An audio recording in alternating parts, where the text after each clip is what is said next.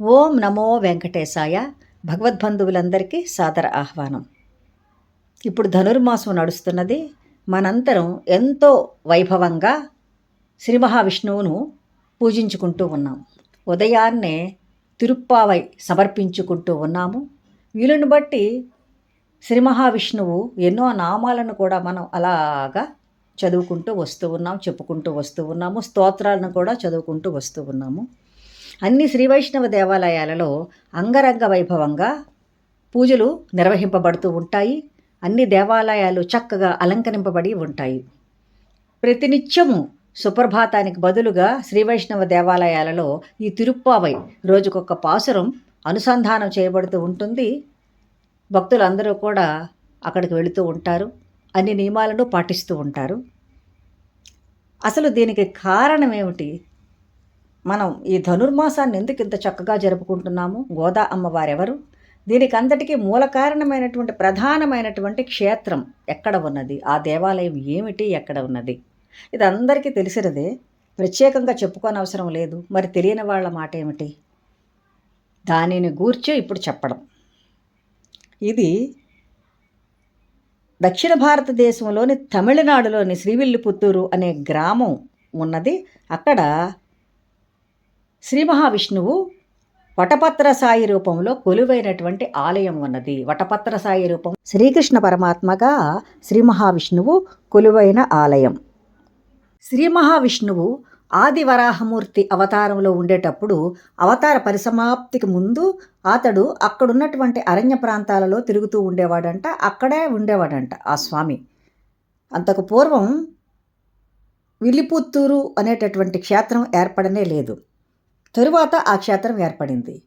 స్వామివారు అక్కడ ఉండేటప్పుడు మునులు శ్రీ మహావిష్ణువు కోసం యజ్ఞయాగాదులు నిరంతరం నిర్వహిస్తూనే ఉండేవారు. ఎప్పుడూ కూడా మునులు భగవత్ చింతనలోనే ఉంటారు, యజ్ఞయాగాదులు నిర్వహిస్తూనే ఉంటారు. రాక్షసులు విష్ణుద్వేషులు కాబట్టి ఈ మునుల యజ్ఞాలను విధ్వంసం చేస్తూనే ఉండేవారు. ఈ బాధలను భరించలేని ఈ మునులు శ్రీ మహావిష్ణువును శరణు వేడుకుంటారు. ఈ బాధ నుండి మమ్మల్ని ఎలాగైనా తప్పించి ప్రభు, ఈ రాక్షస పీడను మేము భరించలేకుండా ఉన్నాము అని వాళ్ళు స్వామివారిని శరణు వేడితే శ్రీ మహావిష్ణువు తన సుదర్శనుడిని ఈ రాక్షసులను సంహరించడానికై ఆయన ప్రయోగిస్తాడు. సుదర్శనుడు ఎన్నో వేల మంది రాక్షసులు, అసలు లెక్క లేదు, ఆ రాక్షసులను అందరినీ పూర్తిగా ఖండించి సంహరిస్తాడు. అలా సంహరించేటప్పుడు ఈ సుదర్శన చక్రానికి ఆ రాక్షసుల రక్తము మాంసం అంతా అంటుకుని ఉండిపోతుంది. అది కడగడానికి శుద్ధి చేయడానికి కూడా వీలు లేనంత భయంకరంగా తయారైతే శ్రీ మహావిష్ణువు దానిని దాల్చలేడు కదా. అప్పుడు శ్రీ మహావిష్ణువు వరుణదేవుణ్ణి పిలిపించి ఒక నీటి మడుగును ఏర్పాటు చేయమంటాడు ఈ సుదర్శన చక్రాన్ని కడగడానికి. అప్పుడు వరుణదేవుడు ఈ సుదర్శన చక్రాన్ని శుద్ధి చేయడానికి నీటి మడుగు సరిపోదని గంగా, యమున, సరస్వతులను పిలిపిస్తాడు. ఆ ప్రాంతానికి పిలిపించి వాళ్ళ ముగ్గురు సమ్మేళనం ఒక పెద్ద నీటి మడుగుగా తయారవుతుంది. అదే నీటి మడుగని మనం చెప్పలేం. 3 ఎంతో పవిత్రమైనటువంటి నదులు, ఆ నదుల సమ్మేళనం ఎంత పవిత్రమైందో కదా, అది ఒక తీర్థంగా తయారవుతుంది. అప్పుడు ఆ నీటిలో ఈ సుదర్శన చక్రాన్ని పూర్తిగా కడుగుతారు, శుద్ధి అయిపోతుంది. ఆ తర్వాత స్వామివారి దానిని ధరిస్తారు. అక్కడున్నటువంటి ఆ 3 నదుల సమ్మేళనమే ఇప్పుడు ఈ శ్రీవిల్లిపుత్తూరు దగ్గర ఉన్నటువంటి ముక్కోళ తీర్థం.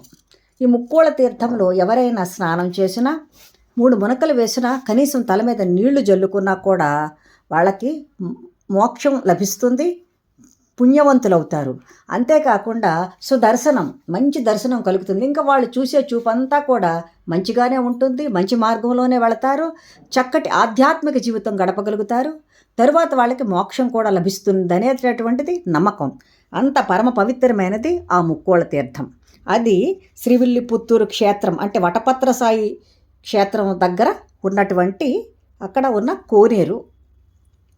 ఈ వటపత్ర సాయి రూపంలో స్వామివారు కొలువై ఉన్నటువంటి ప్రాంతానికి శ్రీవిల్లిపుత్తూరు అనే పేరు ఎలా వచ్చిందంటే, శ్రీ అంటే మహాలక్ష్మి రూపంలో ఉన్నటువంటి భూదేవి అక్కడ ఉన్నందువల్ల, తరువాత విల్లి అనేటటువంటి ఒక బోయవాడు, ఒక వేటగాడు ఆ దేవాలయాన్ని కట్టించడం వల్ల, పుత్తూరు అంటే గ్రామం, అందువల్ల ఆ పేరు వచ్చింది. శ్రీవిల్లిపుత్తూరు అనేటటువంటి పేరు ఆ గ్రామానికి వచ్చింది. సాధారణంగా ఏదైనా క్షేత్రం ఉండేటప్పుడు ఆ క్షేత్ర వైభవం వల్ల అది ముందు ఒక గ్రామంగా ఉన్న తరువాత అది ఒక పెద్ద మహానగరంగా కూడా మారుతుంది. క్షేత్రం వల్లే అదంతా కూడా జనాలందరూ అక్కడికి రావడం, అక్కడ నివసించడం, అక్కడ కొట్లు అవి పెట్టుకుంటారు కదా, షాపులో పెట్టుకుంటారు. అది ఒక కేంద్రంగా మారుతుంది. ఆ దేవాలయానికి కావలసినటువంటి వస్తువులన్నీ, వస్తు సామాగ్రి అంతా అక్కడ అమ్ముతూ ఉంటారు. అలా జనసందోహం పెరిగి అది ఒక పెద్ద నగరంగా కూడా మారుతూ ఉంటుంది. అదేవిధంగా శ్రీవిల్లిపుత్తూరు కూడా ఏర్పడింది.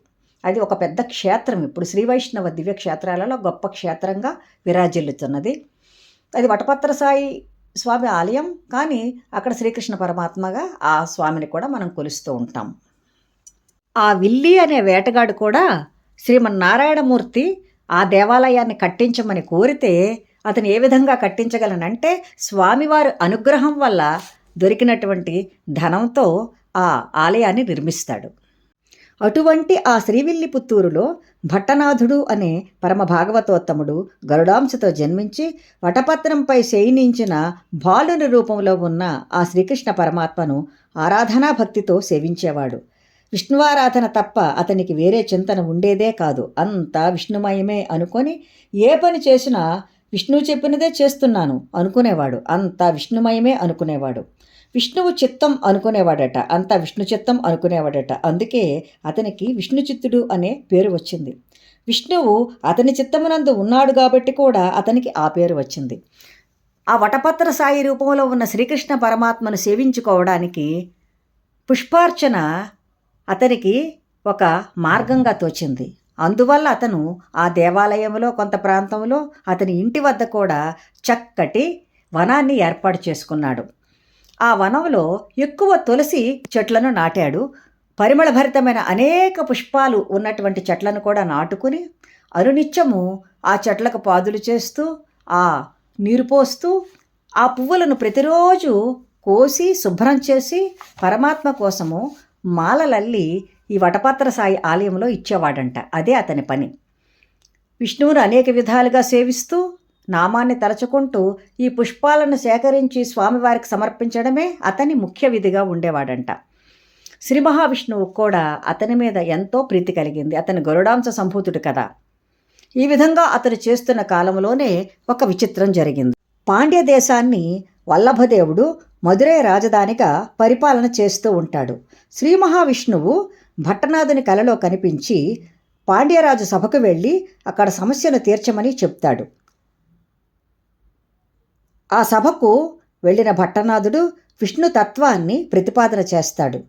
వల్లభదేవుడు అక్కడున్నవారు అతని ప్రతిపాదనను చూసి అతనిని కొనియాడి చాలామంది అతని శిష్యులుగా కూడా మారతారు. అప్పటి నుండి అతడు పెరియాళ్వారుగా పిలువబడతాడు. అతనిని రాజు అనేక విధాలుగా సత్కరించి ఏనుగు అంబారీపై ఎక్కించి ఊరేగించుతూ ఉంటాడు. తన భక్తుని ఊరేగింపు చూడడానికి శ్రీ మహావిష్ణువు గరుడునిపై స్వయంగా వస్తాడు. శ్రీ మహావిష్ణువుని చూసిన భట్టనాథుడు స్వామికి పల్లాండు పల్లాండు అని చెప్పి మంగళాశాసనం పలికి, స్వామి ఇక్కడ నేను అందరూ చూస్తే నీకు వాళ్ళ దిష్టి తగులుతుంది స్వామి, నువ్వు ఇక్కడి నుండి వెళ్ళిపో అని వేడుకుని అనేక విధాలుగా స్వామిని ప్రార్థిస్తాడు. భక్తుని మాటతో శ్రీ మహావిష్ణువు పెరియాళ్వార్ని ఆశీర్వదించి అక్కడి నుండి వెళ్ళిపోతాడు. ఈ పెరియాళ్వార్ ఎంతగానో శ్రీ మహావిష్ణువును సేవించుకుంటూ అలా జీవనం గడుపుతూ ఉంటాడు. మరి తరువాయి భాగంలో మనం గోదాదేవి కథ తెలుసుకుందాం. సర్వం శ్రీ వెంకటేశ్వర చరణార్పణమస్తు. స్వస్తి.